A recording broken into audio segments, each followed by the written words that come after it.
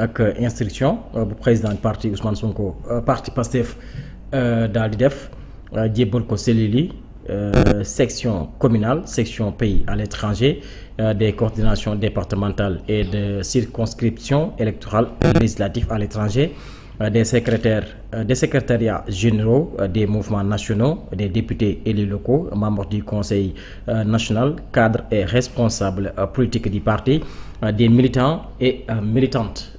Donc ci bile ndaje mu duppee ko consolidation de la base militante, massification et ancrage citoyen du parti au service de la transformation nationale et de la révolution citoyenne.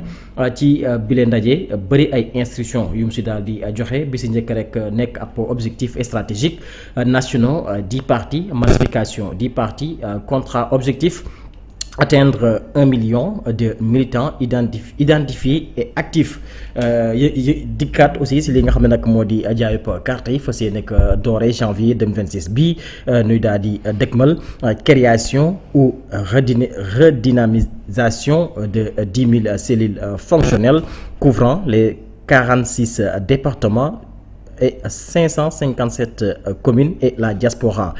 Donc mu nekk ay instructions yu am solo njiital Pastef daal di joxe pour rek waajal élection yi ñu daal di dëgmal dikkaat aussi ci ay actions citoyennes lu ci mel ni santé publique et solidarité, don de sang, consultation médicale gratuite, environnement et cadre de vie, nettoiement, set setal, éthique publique et lutte contre la corruption. Donc mu nekk ponk yu am solo yu njiital Pastef daal di jël dikkat aussi ci discipline ak exemplarité yu ñuy xaar ci ñi nga xam tey ji ñoo bokk ci parti bi di Pastef. Alors Gaye nan nga jàngate instruction yu Ousmane Sonko daal di joxe pour rek waajal élection yi ñu daal di dëgmal ginnaaw bu ñu jógee ci rassemblement bu mag bu woon nag le 8 novembre bi nu daal di weesu fële nga xam ne nag moo di ca parking booy Stade Léopold Sédar Senghor. ni ma jàngatee mbir mi. Alaaji Abdoulaye Sylla moom mooy Ousmane pare na. dama koy wax chaque jour que Dieu fait. Ousmane. pare na. Alaaji Abdoulaye. réglé na li muy réglé moom ba noppi. léegi nag ku mu neex gis. ku mu neex gëmm say gët. dégg nga maa laaj. ku mu neex gis ku mu neex gëmm say gët. ñettaam. soit ñu clash. tàggali ko ku ne ber daaraam. li ñu liggéeyoon yépp yàqu. soit ñu ànd te ku ne ber daaraam. soit ñu retrouver wu. est-ce que dégg nga ma. soit ñu clash. ku ne ber daaraam. la ñu liggéeyoon yépp yàqu. ndax bu nu clashee fu mu toll nii Ousmane ak Bassirou tas. maara day taale. xam nga lu yam. on recommence tout à zéro. te Ousmane tànnul boobu. Ousmane xeex bi du ma ne xeex bi waaye Ousmane stratégie la ne di doxal. deuxième bi alaaji moom mooy ñu ànd te ku ne ber daaraam. te man loolu laa gis foofu la ñu toll. ñu ànd ku nekk ber daaram. dinañu ànd. ànd gi nag lan la. projet bi ñu digal sénégalais yi dinañu ko doxal parce que Ousmane toll na fa nga xamante ne am na yu bëri mën na koo impulser. am na yu bëri mën na koo dox bu jëlee retrait dem toog ci te kër góor gi këram. am na yu bare dina tardé. te am na yu bare yoo xamante ne fii ak 2029 mën nañu koo lijjanti laataa ñuy waxi élection. le malheur nag moom mooy dugal nañ ñu ci politique. politique moom fan yële fàtte woon nañu ko. mun naa ne 1 an et quelque politique bi ñu nekkee opposition bee fi nekkoon di waxte amuñu argument. dallu Ousmane Sonko saagu jabaru ba Jomaay montre Ousmane. chemise Ousmane oto Ousmane gisoo fan yii sax bëggoon nañ ci dellusiwaat te nit ñi taluñ leen. nee nañ oto bi Ousmane dawal 300 millions nit ñi faale wuñ leen parce que les gens sont autre part. xale bi génnoon fan yële. dégg nga déclaration yenn yu mu def. du nu ko def parce que yëf yi raw na leen. mais malheureusement nag li Ousmane waxoon ne Pastef doit être l'opposition de Pastef. ni Ousmane déroulé woon wax ji. moom contraire bi moo ñëw ci moom. Ousmane bi muy wax Pastef doit être l'opposition de Pastef. waxul ne opposition daa war a juddu biir. moom calcul ba muy wax loolu peut-être sóoraale woon na ko. xaw ma nag mais calculé wul woon scénario bii. Pastef doit être l'opposition de Pastef. ba mu koy wax xam nga Ousmane naka la ko waxee woon. moom mooy Pastef na taxaw. moom fi Ousmane nekkoon moom mooy li mu waxoon Diomaye ca Mbuur. ne ko du ñu ko fal bàyyi ko. dañu koy gunge. bu jàddee ñu xëcc nopp bi ne ko may booy kaay fii. moom foofu la nekkoon ci Pastef doit être l'opposition de Pastef. mooy Pastef ñu nekk ci suñu biir ñooy gunge projet bi ñooy gunge taxawaay bi. bu ñu juumee ñu nekk ci suñu biir ñoo ñuy remettre à l'ordre. Ousmane foofu la doon waxee. mais dafa dem ba jamono am lu juddu. moom li mu doon tuddee Pastef doit être l'opposition de Pastef. mu seetlu ne opposition nag. mu ngi juddu biir Pastef. moom la mu doon wax. peut-être nag yàlla ay waxam la dëggal. ni mu ko doon waxee ak ni mu amee moom sóoraalewul woon loolee. Pastef coow li yëpp ci Pastef doit être l'opposition de Pastef. waaw ni ko Ousmane waxee ak ni ko gaañu matérialiser dafa bokkul. Ousmane na mu ko waxee woon ak ni mu amee dafa bokkul. léegi nag fi ñu toll nii moom ci Pastef doit être l'opposition de Pastef scénario 2 du scénario 1 bi. 1 bi moom xale yi nekk ci réseau yee koy gérer moom. 1 bi. ñeneen ñëpp bananu ko sauf xale yi ne ci réseau yi ak quelques DG parce que am na ñoo xamante ne seeni privilège tax na waxatuñ am na ñoo xamante ne kon ñooñ bokkatuñ ku sa privilège tax nga waxatoo kon bokkoo ci opposition de Pastef ku décret tax nga noppi bokkoo ci opposition de Pastef ku ragal tax nga noppi bokkoo ci opposition de Pastef parce que yow doo wax kenn dëgg ku décret tax ku poste tax ku ragal tax yow mii yow doo wax kenn dëgg ndax kon yow bokkatoo ci scénario numéro 1. scénario numéro 1 moom fu mu toll nii ñi koy doxal mooy ñi nga xamante ne quelques DG. ak le premier ministre ak quelques peut-être ñenn ñi. ak ñenn ñi nga xamante ñi koy doxal dëgg-dëgg mooy cette jeunesse là. dans les réseaux. scénario ba Ousmane calculé woon ñoo ko comprendre ñoom ñoo ci ne. mooy ñi nga xamante ne amuñu poste. liggéeyuñu. am ñi ci gën a bëri seen liggéeyu bopp la ñu am. ñi ci gën a bëri la ñuy def don de soi pour la patrie la ñu ko tuddee. ñii yee ngi yor seeni compte ñii yee ngi yor seeni Facebook ñii yee ngi yor Twitter. ñii yee ngi yor leneen ak leneen ak leneen yoo xamante ne ñoom dañuy toog rek di xool. jouer rôle de veille ku nekkut ci yoon ñu ne la yaa ngi déraper dellu si. xale yi rek ko koy def kenn defatu ko kenn defatu ko. te looloo nekkoon scénario Ousmane moom dañuy ànd ba 2029. te jouer nag suñu rôle de veille ku nekkut ci yoon ñu tegaat la ci yoon même man su ma newut ci yoon ngeen tegaat ma ci yoon ku nekkut ci yoon ñu tegaat ci yoon ba 2029. mais nag Ousmane dafa jékki-jékki gis ne la ma waxoon mi ngi am mais neneen la nekk di amee. te ñu koy doxal ñu ngi ci biir. te ñi déggoo ma ne la. moom toog na ba xam ne. li ma waxoon mu ngi am de. Pastef et l'opposition de Pastef. mais nekkatut ni ma ko xalaatee woon. ni ma ko xalaatee woon ameewul noonu. ni ma ko yaakaareewul woon moom moo nekk am na ñu nekk ci biir Pastef. ñii di lijjanti seen base. ñii di lijjanti seen clan. ñii di lijjanti ay mairie. ñii di bëgg poste. am na ñu bare ñoo xamante ne tëj nañu seen gémmiñ parce que nee na faluñ leen. am na ñoo xamante ne waxatuñu parce que nee na defalatuñu leen décret. am na ñoo xamante ne dañ leen doon gis ci plateau yi ñuy rayante ci communication ba ñu faloo ba tey nee nañu gedd nañu combat bi. parce que kenn falu leen.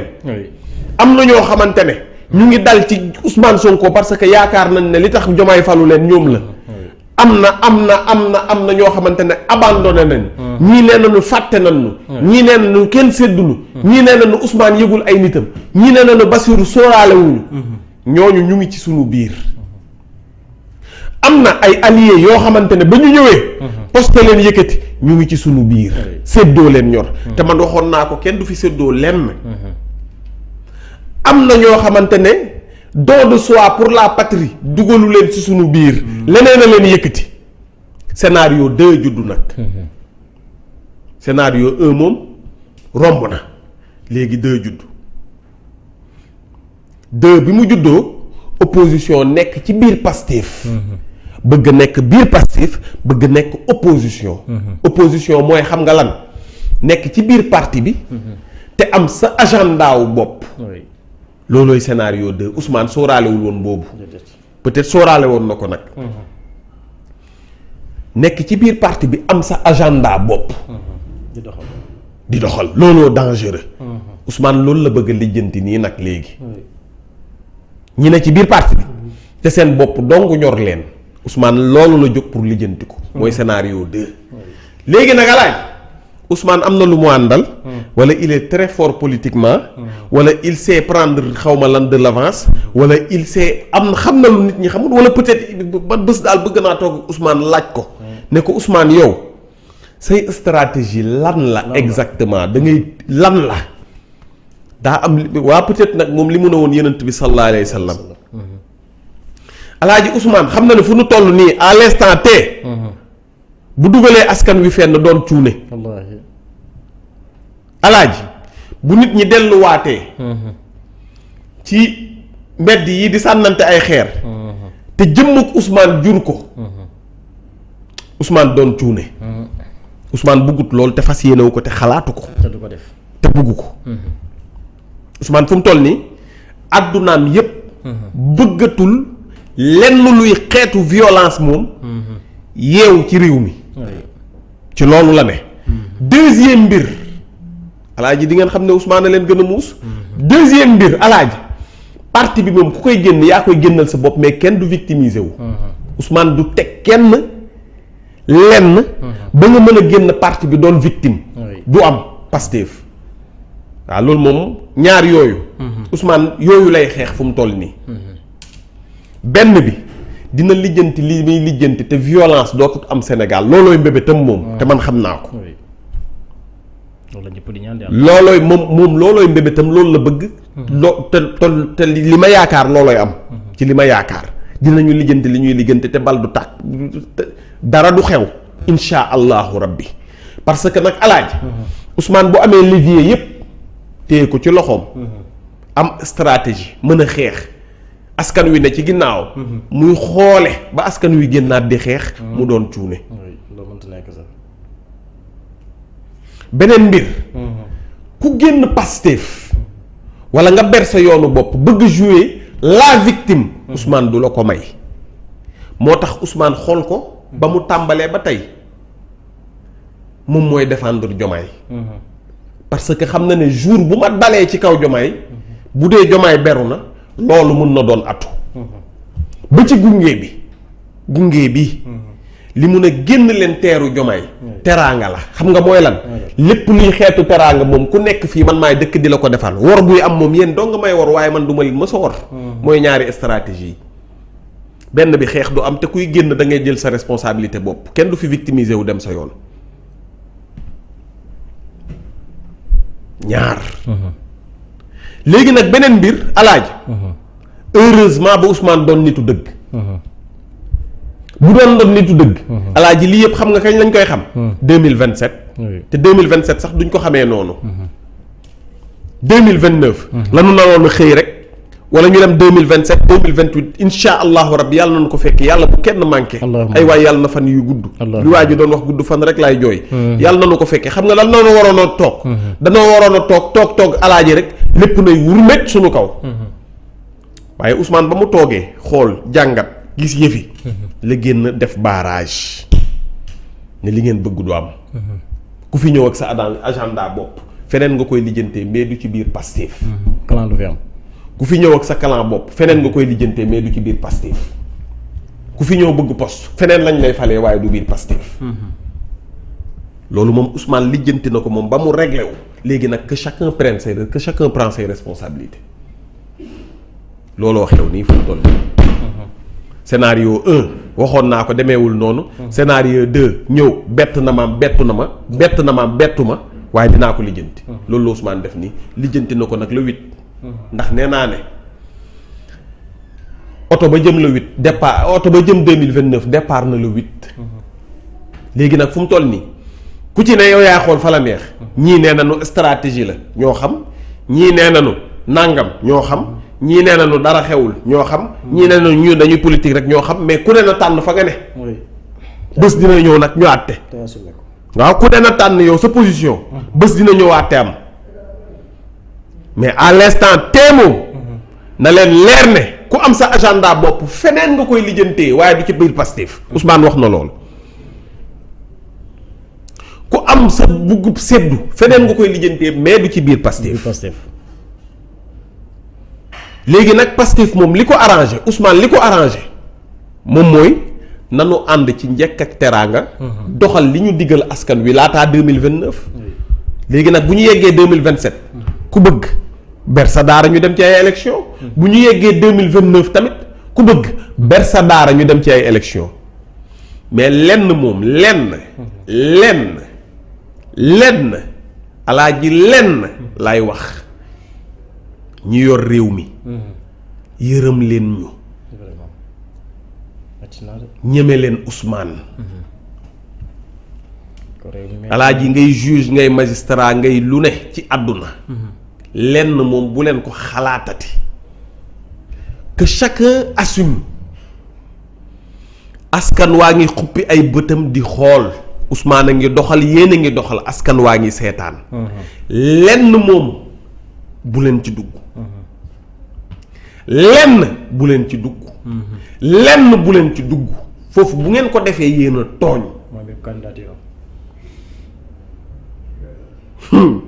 képp alaaji déglu ma de Ousmane moom nee na fu mu toll nii li muy lijjanti dina ko lijjanti te bal du tàkk xeer du jóg tànk du damm foofu la ne foofu la ne moom mi ngi lijjanti ay procès mi ngi lijjanti ay liyam mu ngi mobiliser ay avocat ña ngay dox ay doxam te loolee mënoon na koo dox sans avocat alaaji nee naa la Ousmane Sonko ba tey dañu ko radier fonction publique te moom mooy le chef de l'administration 2016 lañu ko radier fonction publique décret bi delloo Ousmane Sonko fonction publique ba tey kenn signé gu ko te loolu Bassirou ba mu faloo le 1 le 2 la ñu waroon a signé loolee ci sama yaakaar man de alaaji bu ñu la dàqoon tey jii fii ñaanuma ko yàlla ma ubbi télé suba ginnaaw suba 13h bi sama télé ba ñoo koy defandoo man de loolu laa xam man dëgg la moom mais alaaji ay waay dimbali leen ñu may leen ñu jàmm lenn rek laa leen di artoo bu leen tooñ askan wi bu leen dugalaat askan wi ci guuta bu leen ñu sonnal que chacun assume ses responsabilités bu ngeen jëlee seen yoonu bopp jël leen seen yoonu bopp waaye ay affaire u deal ay affaire u complot ay affaire u waxtaanu guddi ay affaire u Ousmane du bokk yooyu moom teg leen ko ci suufa suuf bu ngeen ko ñemee assumer leen ko te dajeeg moom ci biir urne yi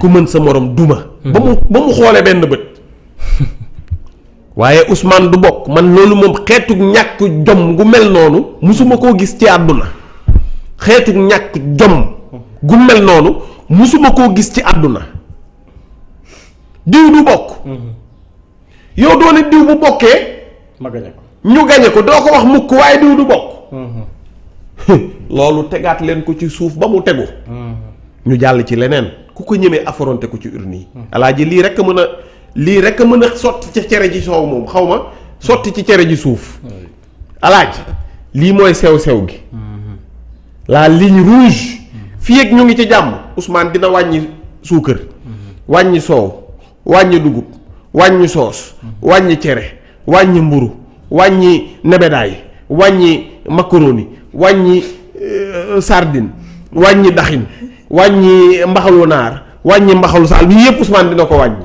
fii ak ñu ngi ci jàmm.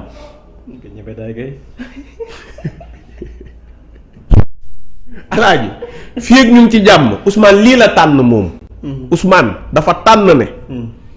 politiquement tànn nga ne di nga beru man ma beru garaawul waaye li tax ñu dikk askan wi dinañ ci xëy di ci ne.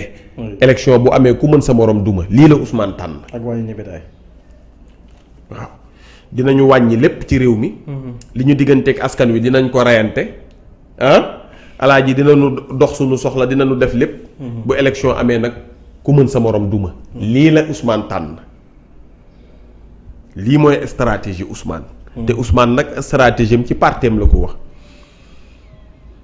parti ba nag nee na à l'attention Ousmane ay wax de le président du parti. suñu yoon newul seen parti waaye ñu jàllaleel leen rek ndax yeneen parti yi ñuy conférence de presse du nu meeting du nu def dara boo waxee ci Ousmane ñu ne da nga koo faral te pourtant Ousmane rek kay defi acte Ousmane 5 pages la bind. alaaji déglul siège parti ba mu nga nekk villa numéro 10 07 Sacré-Cœur 3 VDN Wakam parti bi pour nga contacter ko da nga naan contact@pastef.org. seen numéro de téléphone mu ngi plus 221 77 604 95 95 mooy numéro Pastef liy parti Pastef les patriotes ñu ne instruction numéro 1 Pastef président 2025 bii mooy numéro 1 bi kon nanu xaar 2 xaar 3 xaar 4 xaar 5 xaar 6 alaaji mu ne message bii mu ngi koy bind ñan la ko bind ñu ne cellules yi ne ci gox yeeg goxaati ñu ne ban la ko bind ñu ne section communale yi ak section pays à l'étranger waa diaspora ñu ne message bi ñan la ko bind ñu ne coordination départementale yi et de circonscription électorale législative à l'étranger ñu ne ñan la ko bind ba tey ñu ne secrétaire nationaux yi secrétariat nationaux yi alaaji message bi Ousmane ñan la ko bind ñu ne mouvement nationaux yi alaaji Ousmane ñan la ko bind ñu ne député yi élus locaux yi maanaam maire yi membre du conseil national cadre et responsable politique du parti message bi Ousmane ñan la ko bind mu ne militants yi ak militantes yi alaaji objet message bi lan la Ousmane mu ne daa bëgg ñu taxawaat dëgëral base bi consolider consolidation de la base mu ne nees def ba nga xamante ne dinañu dëgëral base bi ba ma dëgëru alaaji ba tey mu ne massification et ancrage citoyen du parti mu ne nees def nag ba yaatal parti bi dëgëral base yi te yaatal nag ubbi ak lan mu ne au service de la transformation nationale et de la révolution citoyenne Ousmane nee na ci révolution la ne de mu ne dañuy coppi gu tar Ousmane ne cher responsable bii responsable yi yéen lay waxal xaw ma fu ngeen ne yeewu leen bu dee da ngeen di nelaw Ousmane nee na yéen responsable parti bi yeewu leen bu dee da ngeen di nelaw waxuma la yéen a ngi nelaw de Malem Hodar Fuuta Cambérène Matam wax ma dëkk yi gin gi neew Jolof Mbuur Kaarang Touba Mbàkke fan Pout ak fan Buun ak fan Taataguine yii yëpp Ousmane nee na yeewu leen nee na chers militants et militantes waaye yéen ñi nga xamante ne am ngeen carte bokk ngeen ci parti bi Ousmane nee na yéen lay waxal responsable yi ak militants yi nee na bi le 8 passé ba tey Pastef wane na ne moom peuple Sénégal bi attaché wu na ci biir projet bi ñu indi nee na moment historique boobu nga xamoon ne moo xew le 8 dafa montrer maturité ak engagement collectif bi nga xamante ne am nañu ko ak immense responsabilité bi nga xamante ne moom moo war a découler ci mandat bi nga xamante ne sénégalais yi jox nañu leen ko Ousmane ba tey ne aujourd'hui alors que notre pays est engagé dans une phase de transformation essentielle nee na Pastef les patriotes doit demeurer le parti politique le plus vivant nee na Pastef warul déedéet na yeewu ñu ngi wàññi ceeb Pastef na yeewu. ñu ngi wàññi diwlin Pastef na yeewu. wàññi nañu poobar Pastef na yeewu. alaaji wàññi nañu concombre Pastef na yeewu. naajo wàññi nañu ko yii wàññi nañu ko wala wàññi wuñ ko. waaw Pastef na yeewu. xorom ñu ngi koy waaj a wàññi Pastef na yeewu. parce que yii bu ñu ko wàññee newul Vito la koy waxal. yéen a ko war a wër si dëkk yi waxal si wax ko seen bopp. yéen a war a dem seen bureau parti yi seen buntu parti ba. seen siège bind xolal bind prix yi. bind prix nangam def ay commission wër ci boutique yi xool ndax respecté nañ effectivement bés bi. xool ndax gaz ni ñu ko wàññee seen kii wàññi nañu ko lii la parti di jariñ. waaye état bi du décider te parti bi du suivre. parti rôle de veille. yéen bu nu wàññee gaz commission waa JPS affaire yooyu. wër ci boutique yi jouer le jeu xool ndax gaz wàññi nañu ko bu ko defee ñu bind ay kii remonté def ay dénoncé def ay commune de veille xaw ma cellule de veille ak affaire yooyu. alaaji nee na le plus structuré. waaw ku ne di wax rek boo waxee ñu ne Pastef nga bokk nee na yooyu bokk baaxul. nee na alaaji le plus discipliné mu ne yéen a war a gën a yaru ci penc mi. Ousmane wax loolu de. mu ne yéen militants yi penc mi yéen a ci war a gën a yaru yéen a ci war a gën a dàq sañse yéen a ci war a dàq xeeñ lu neex yéen a ci war a gën a yaru. alaaji ba tey nee na le plus enraciné et le plus exemplaire de tout fidèle aux idéaux qui ont guidé sa renaissance et son combat. alaaji maay wax yow da ngay poser question lii maa la gën a soxla joxaat ko 100 francs. jeexal na kon kay muñal. teg jeexal la Mbaye jëndal ko beneen ndox man maay wax di yuux moom mu ne moo bëgg naan nanu waxante dëgg. teg jeexal la Mbaye jëndal ko ndox. alaaji damaa sama ndox bi. waxal bisu mu jox la 100 francs nga jëndal kii ndox 100 francs amul leen ko.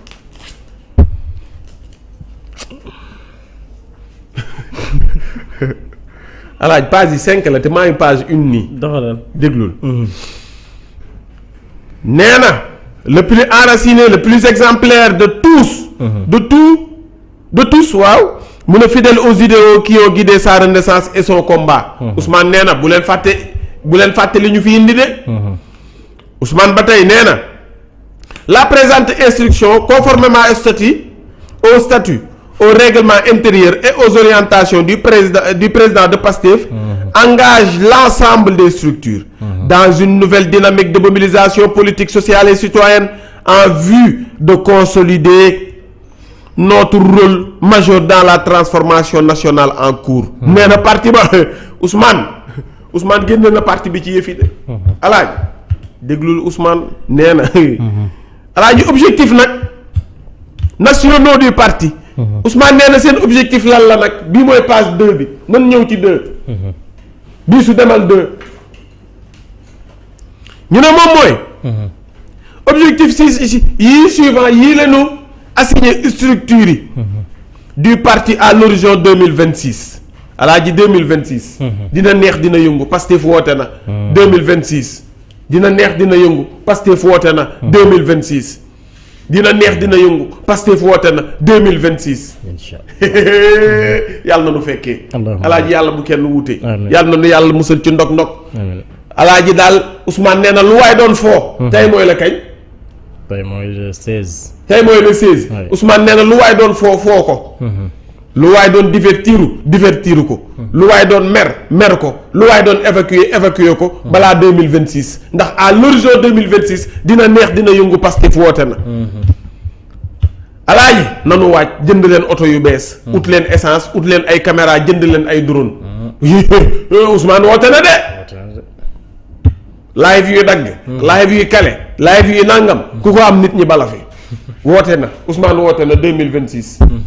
journaliste yu feebar journaliste yu seen dën di métti. yooyu yëpp ku ko am Pastef woote na. 2026 fajal sa ñëpp fajal sa na ñëpp dem ci hôpital yi na ñëpp faju yàlla nañ fekkee. Alaaji Ousmane nee na premier objectif mu ne lan.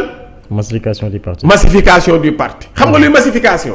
mooy na ubbi leen na mbooloo ma ñëw. na gaañ a dugg. mën dugg. ñu ngi waaj a sàcc samay nit dajale leen samay nit sonkiste yi. ñi ma bëgg bëri nañu ci réew mi te bokkuñu ci parti bi. fexe leen ba sonkiste yi jëndi parti nañu jënd carte. nañu bàyyi yooyu ñuy wax man Sonko laa bokk. ci Sonko laa bokk waaye aw ma carte membre Ousmane nee na wax jooju na dakk ku ma bëgg ñëwal jënd ndax ci parti bii nga mën a dugg pour dimbali ma ñëw leen ñu ngi may waaj a sànq jënd leen ay carte alaaji lu tax mu ne loolu mu ne constat bi mu ne implantation nationale de Pastef et sa capacité d'organisation sont des conditions clés de sa vitalité. L'implantation mu ne objectif alaaji lié objectif yi de Ousmane mu ne atteindre 1 million de militants actifs. waxuma la 1 million de militants yoo xamante ne ku ne day am carte membre de. mu ne dañuy am 1 million de militants yoo xamante ne bu nu wootee meeting ñu ñëw. bu nu waxee cotisation ñu joxe. bu ñu ne round up ñu dem. bu ñu ne communication ñu xeex. bu ñu ne t-shirt ñu jënd. bu ñu ne cotisation ñu joxe. bu ñu ne don de sang ñu mayee deret. bu ñu ne cultivateur agricole xaw ma lan ñu dem bu ñu ne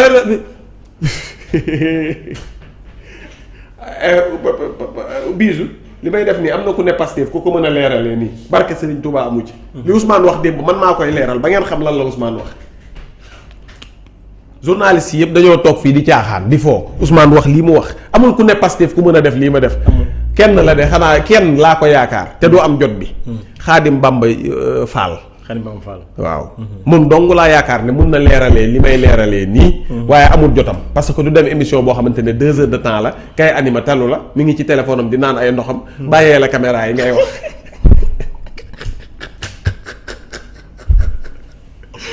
man talumal te maa ngi ànd ak yow ci émission taloo ma lijjanti woo ma faale woo ma yaa ngi wax xadi caam di naan sa ndox li Ousmane bi alaaji li Ousmane wax démb laa leen di wax ba mu jeex bu dee émission bi fii lay yem ñu yemale ko fi. waaye déglu leen li Ousmane wax bu baax. Ousmane dafa ne sonkiste yi nañu ñëw. ñi ma bëgg nañ ñëw sama yaay yi sama papa yi sama maam yi sama nijaay yi ñëpp ñi nga xamante ne dañu wan leen ma ne maa majoritaire ci réew mi ñëw leen bokk ci parti bi. kon bés ni ki tey moom. Pastef laa bokk wala Ousmane laa bëgg te aw ma carte membre Pastef moom. dakk na Ousmane nee na loolu na dakk ku ma bëgg jëndal carte membre. li xale yi naan Ousmane mooy sama carte mooy Ousmane. Ousmane nee na bés ni ki démb le 15 décembre. Ousmane laa bëgg te yoruma carte membre Pastef. jeex na ci réew mi boo bëggee Ousmane te amoo carte membre même bu dee. alaaji da ngay jënd carte membre ba symboliquement. parce que Ousmane dafa am yow ak moom lu leen war a lii. link bi ci Ousmane sa mbëggeelu Ousmane lan la boo tëddee njëgënaay xool sa wet gis carte membre Pastef ne fa loolooy mbëggeel gi loolooy lien bi. looloo la booleeg Ousmane. waaye fekk yaa ngi bëgg Ousmane. te matériel bi Ousmane war a xeexee. yow yoroo arme bi carte bi la tudd. te guerre bi war a dem yow amoo arme Ousmane nee na bokkuloo wala weesu nañu jamono jooju bokk nga waaye weesu nañu foofu. looloo tax Ousmane mu ne fii ak 2026 balaa 2026 di jeex. 1 million de militants identifiés. yoo xam ne. alaaji dañuy xam ku ci ne. foo dëkk foo juddoo kuy sa baay. kuy sa yaay ba pare nga actif. actif mooy lan. bu ñu waxee cotisation nga joxe. bu ñu waxee nangam nga joxe. bu ñu waxee lu ne nga joxe. loolooy militant bu actif. ba pare identifié yow même bu dee jënd nga carte membre Pastef. ka lay jaay carte membre ne ko jëlal sama numéro de carte d'identité. samay filiation jël ko parce que Ousmane dafa ne. dañ ñoo war a identifier. kon yow bu ñu la jaayee carte membre te identifié wuñu la. xamal ne yow bokkuloo beneenuk mbir. Ousmane nee na boo jëndee carte membre ba noppi. da ngaa war a actif nag mooy. bu parti ba wootee nga wuyu bu ñuy cotiser nga joxe. bu ñuy nangam lu parti ba di def daal nga bokk ci nee na lii nag moom. 1 million la ci soxla fii ak 2026 bi di jeex. am naa droit defar ay carte jaay. non amoo droit. carte Pastef amoo dara amoo ko ci Ousmane nee na lii laataa 2026 bi di jeex nag. laataa 2026 bi di jeex la ko soxla. carte Pastef xamee naa ko. mën naa dem defar samay carte ñëw jaay. loolu yëpp yow la rek mais Ousmane daal nee na moom laataa 2026 bi di jeex. la soxla 1 million yi moom 1 million yu identifié te actif. waaw kon ne la amatul la laaj. an sa infographie bi nga amoon. moo ciy kan. sa infographie. man moom gàtt moom Ousmane moom fii moom insha allahu rabbi. chaque jour 100000 dinañ ñëw. xanaa 100000 moom bu ñu ko indi man moom yenul naa la 100000 yu may convaincre fii ci live bii. bu dee convaincre naa leen ñi alaaji lenn rek laa bëgg ci live bi ñaata nit tey seetaan. 2000. waaw 2000 yi seetaan. ñi nga xamante ne ñu ngi ci live bi te amuñu woon carte membre te Ousmane Sonko rek la ñu bëgg. amuñu woon carte membre te Ousmane Sonko rek la ñu bëgg. te ñu ne bis ni ki tey ñoom bés bu ñu lancé ne. Pastef dafay jaay carte membre. ñoom dinañu dem jëndi carte membre te man Vito Gaye maa tax nanu bind rouge. nanu def live bi na rouge bu dee rouge nga wax ma ko. kii ministère du jënd. yooyu yëpp garaawul. waaye kii ministère du jënd. dégg nga li ma la wax alaaj doxalal. nañu rouge ak yéen ñi amul carte membre te fas yéenee jënd carte membre ndax li ma nekk di wax nii. na rouge ma xool. doxal ma xool. rouge laa wax de waxuma vert. rouge baa ngi ñëw. waaw na rouge. léegi alaaj cœur rouge nag laa waxuma carton rouge. nee na construire une base de données militante fiable et mise à jour régulièrement mooy base de données bi. nee na organiser des campagnes d'adhésion. dans toutes les communes. dans toutes les communes pays à l'étranger universel et lieu de travail. nee na reprise officielle du placement et de la vente des cartes de membres en janvier 2026. kon ku ne na waa jënd carte membre alaaji damaa bëgg loolu dakk ci réew mi. Ousmane laa faral Sonkiste laa waaye aw ma carte membre Pastef Ousmane nee na loolu dakk na jeex na. ku ma bëgg jëndal carte membre Pastef. même bu dee nangam jënd ko teg ko rek yow sa wet. fu ma la woo nga wuyu. nga xam ne man ak yow am na lu lënkale. Ousmane nee na. structuration de proximité nee na constat la force du parti repose sur la base militante objectif. création ou redynamisation de 10 000 cellules fonctionnelles couvrant les 46 départements les 57 communes de la diaspora. Et la diaspora plutôt et la diaspora. mu ne faire de la cellule un centre d'éducation politique et de vulgarisation de la doctrine des principes et du projet de société du parti. Un espace de participation citoyenne, un lieu de solidarité, une base d'action sociale et un instrument de mobilisation et d'écoute. nee na di leen cotiser di leen fajal yi bañ. médecins yi nekk ci cellules yi nañuy jàppale nit ñi mën a nàngam nañuy jàppale nàngam yi. nee na base d'action sociale moo nekk nii action de société. alaaji mu ne un instrument de mobilisation et d'écoute. mu ne nag cellules yooyee fexe leen ba ñi nga xamante ne mënuñoo jote ci man ngeen leen di déglu yéen ndax cellules yi. bu ñu dajalee ñi nga xamante ne ñoo ne ci quartier yi am naqar. bëgg a gis président wala am projet nañ jiitu ci yéen. ngeen déglu leen bu dee da ngeen di bind wala da ngeen may jéem a gis wala dara wala da ngeen koy yónnee bureau politique bi wala lu munti xew waaye cellules yi moom na doon un instrument d'écoute.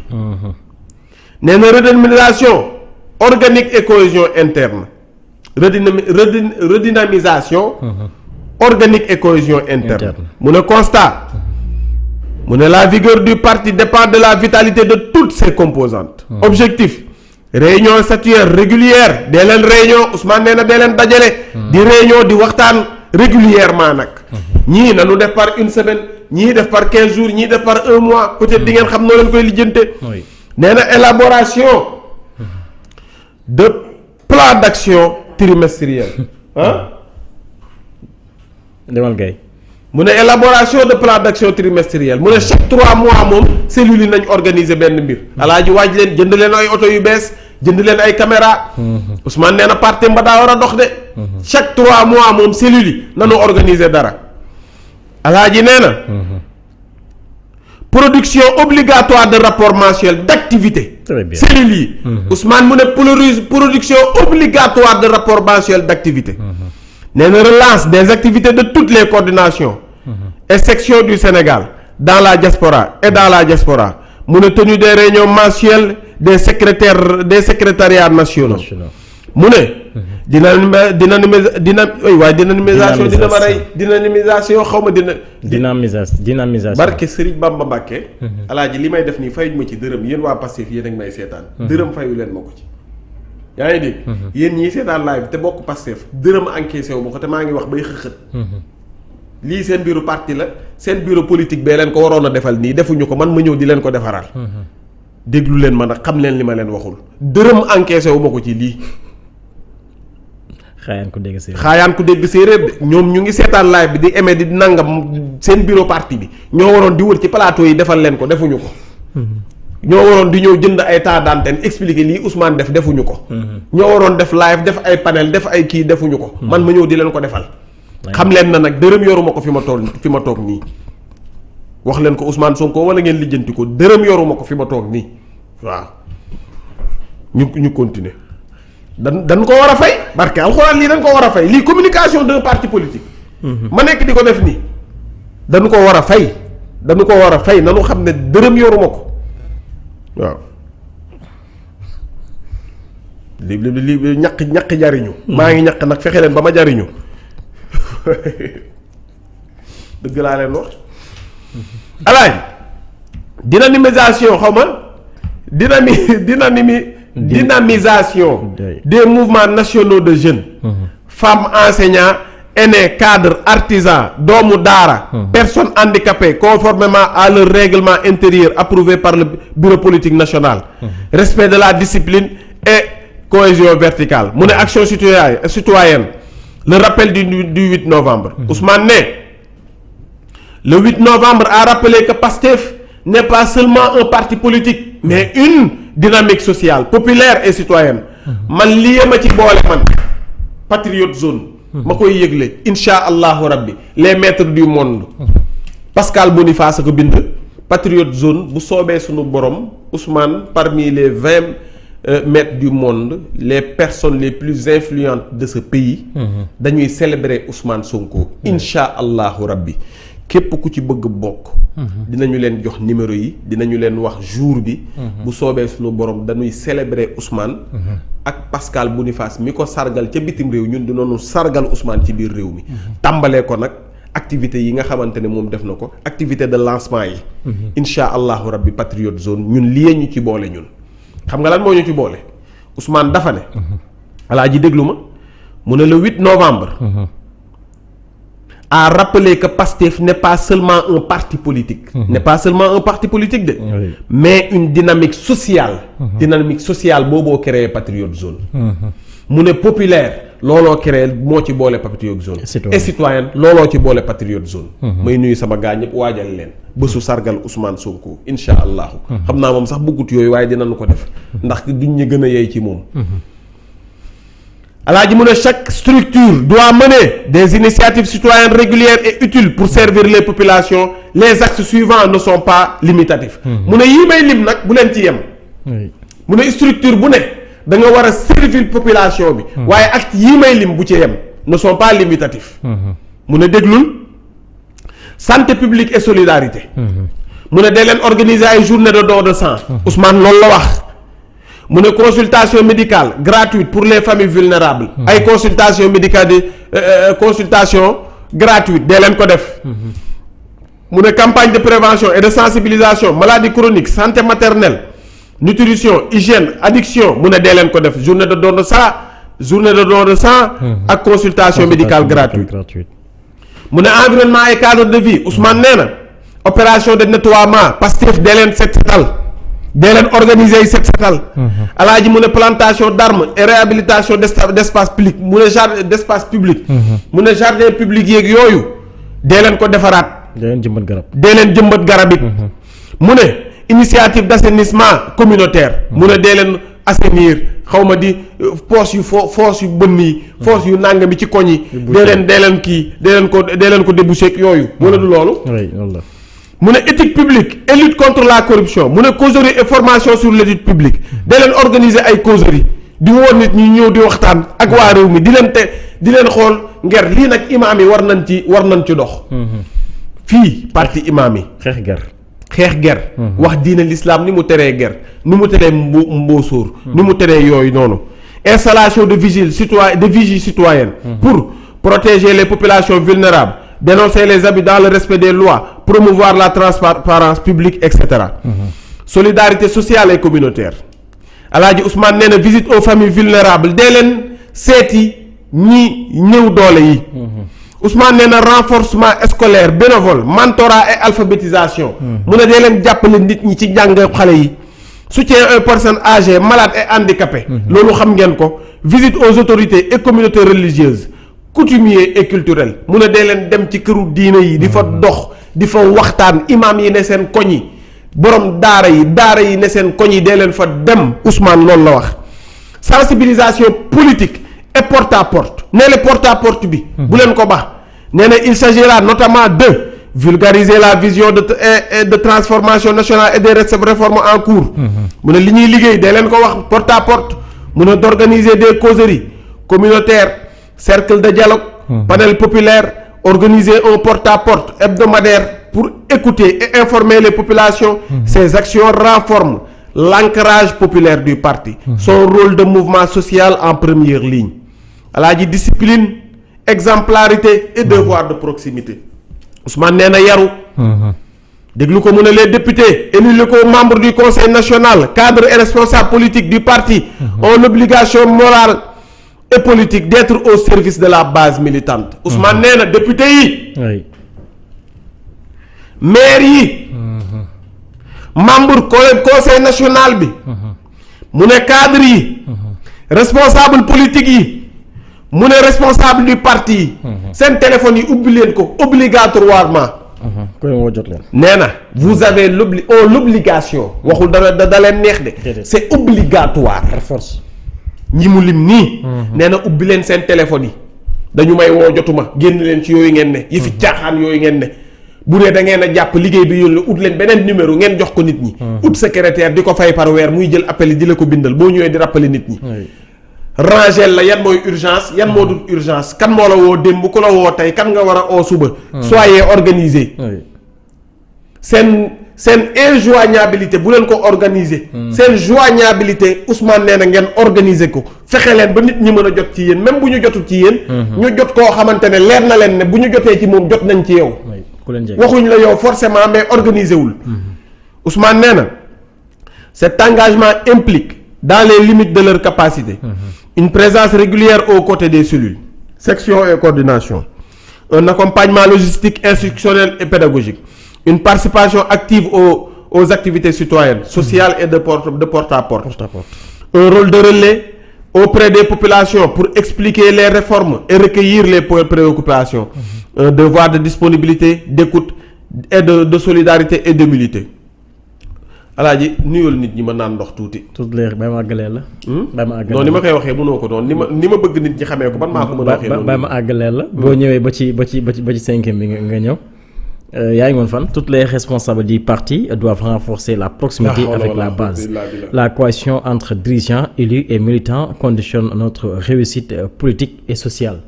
Donc mën naa ñëw ci li nga xam ne nag moo di mise en œuvre. suivi et reporting ko noonu bàyyi ma ko rek doyul bàyyi ma jéem ko rek bàyyi ma jéem ko ni ma ko bëggee mënoo ko noonu yow journaliste nga da nga professionnel tey moom wàcce naa moom leer laa la. wàcce ko de wàcce déedéet instant bu nu paree nii 16h dañuy enchaîner. loo yow 16h.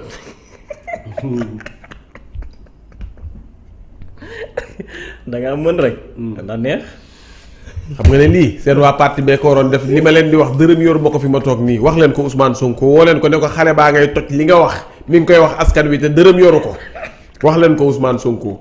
amuñu convention amuñu partenariat amuñu sponsoring amuñu publicité amuñu dara. suñu émission yaa ngi nii toog.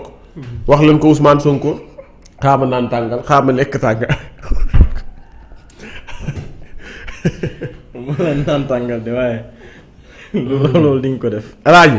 fan laa tolloon. mise en œuvre suivi et reporting. mu ne je demande au conseil aux coordinations et sections. de procéder à l'élaboration immédiate de plans d'action départementaux et communaux.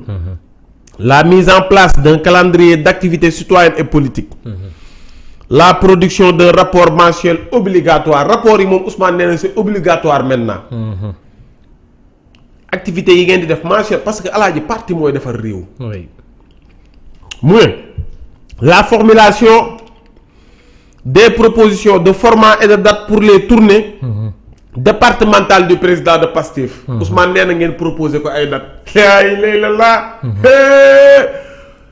xaaral ma wax ak waa Kaarang. waa Kaarang. bëgg naa Ousmane buy ñëw Kaarang. Ousmane xam ne ñëw na dëkku Garmi. ñu togg ceeb bu weex. ñëw na dëkku Faris. waaw ñëw na dëkku kilifa diine yi ñëw na dëkku xam-xam. ñëw na dëkku teraanga it. togg ceeb bu weex. Ousmane nee na. ngeen programmer date yi muy ñëw foofee.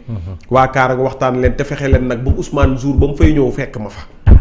incha allahu rabbi. léegi dama sama li nga wax doo ko wax togg ceeb bu weex ba mu suul. ñu togg waaw Sylla nee na bu Ousmane di ñëw Kaarang fexe leen ba togg ceeb bu weex Ousmane kaldu la bëgg nag alaay. moom proposition la wax ku nekk nag nga sa proposition rek. waaw nee na la formulation des propositions de format et de date. nee na format bi yéen a koy wax. date bi tam yéen a koy organiser. ni muy ñëwee. nee na un dispositif spécial de suivi. évaluation des diligences entreprises par chaque structure. est mise en place dans mon cabinet. Des missions de supervision seront déployées sous la responsabilité du secrétariat général. Conclusion. Ousmane a ngay conclure lii ma wax nag ay waxi Ousmane Sonko la Ousmane a ko bindal boppam. moo leen ko yeggee démb ba tey kenn waxeewu leen ko nii. journaliste yaa ngay toog ku ne di analyser. ku ne naan nangam ku ne naan Ousmane dafa garaaw politiquement Ousmane dafa aay mais waxal nit ñi li Ousmane wax. vraiment moo gën a si yomb rek. moo gën a yomb. li mbiru parti la boo mënta wax li Ousmane wax ba ko nga dem sa yoon waat Ousmane li mu bind nii. daa bëgg nit ñi jàllaleel ko. nit ñi xam ko mais journalistes yi kenn du def loolu. yéen tax ngeen manqué. moo jaaxal ñëpp. déglul Ousmane nee na conclusion. conclusion la bind de nee na chers frères et sœurs patriotes. bu bëggee dóor nit ñi yëpp bu bëggee dóor nit yi rek nag foofu la leen di indi. xoolal. bu la diglee lim lay digal ba noppi. ba xam ne digle gi jàll na léegi da lay dóor nag. xam fu mu lay téye nee la na sama xarit nga sama rakk nga sama ba mag nga sama bàjjan. nee na chers frères et sœurs mu ne Pastef est un parti forgé dans l'épreuve. porté dans la conviction. baal leen ma. Alaaji déglu ma. Ousmane nee na Pastef est un parti. forgé dans l'épreuve, porté dans la conviction, soutenu par le peuple et guidé par une vision de transformation profonde. Le rassemblement du 8 novembre a montré que le peuple attend encore plus d'engagement, plus de proximité et plus d'actions concrètes. La transformation nationale exige un parti mobilisé, discipliné, solidaire, structuré et enraciné. Je vous rappelle donc, déglu Ousmane, mu ne renforcer la présence du parti sur le terrain. nee na soutenir la base militante. faire preuve de discipline et de solidarité militante.